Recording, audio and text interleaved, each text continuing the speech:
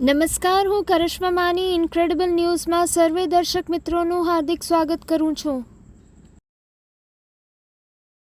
સાહેબ, અંજારના વરસામણીમાં થયેલા હત્યાનો ભેદ પોલીસે ઉકેલી નાખ્યો છે. શું થયું?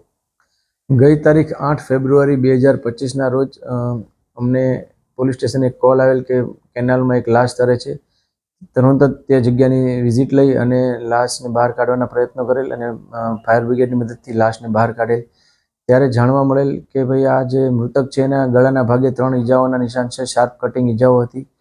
તુરંત જ અમને હત્યાનો બનાવ હોવાનું જાણવા મળેલ.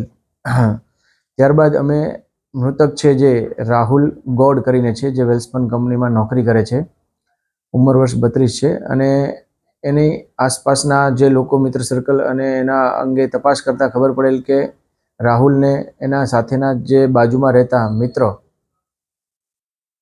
નામ છે ઇન્દ્રજીતસિંહ પહેલવાનસિંહ ગુર્જર અને એમને મૃતક રાહુલના મોબાઈલ લૂંટી લેવા માટે અને એની પાસેથી છીનવી લેવા માટે એના બીજા સહ આરોપી ધીરજ કુમાર છે, જે પણ યુપી જાલોનના છે, એમને બોલાવેલ અને બંને સાથે મળી અને આ મૃતક રાહુલ કુમારનું મર્ડર કરેલ છે.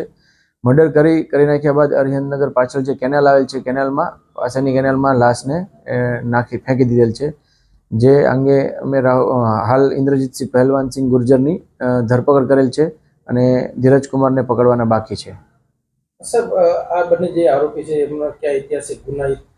હા, એમાં હાલ પ્રાથમિક દ્રષ્ટિએ પૂછપરછ કરતા જાણવા મળેલ છે કે ધીરજ કુમાર જે છે એ દિલ્હીમાં કોઈ મર્ડરના ગુનામાં સંડોવાયેલ છે એવી પ્રાથમિક માહિતી મળેલ છે.